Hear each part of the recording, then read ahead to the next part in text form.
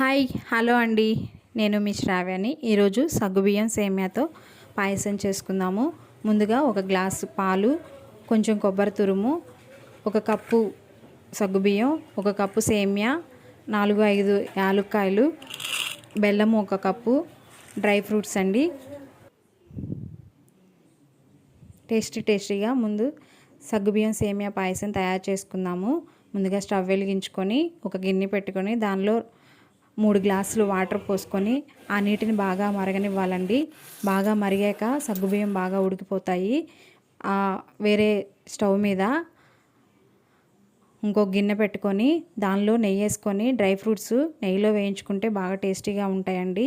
తర్వాత కొబ్బరి తురుము కూడా వేయించుకున్నాక సేమ్యా కూడా నెయ్యిలో వేయించుకుంటే అవి చితికిపోకుండా చిమడకుండా బాగుంటుందండి. నెయ్యిలో వేయించుకుంటే టేస్టీగా ఉంటుంది, హెల్త్కి మంచిది.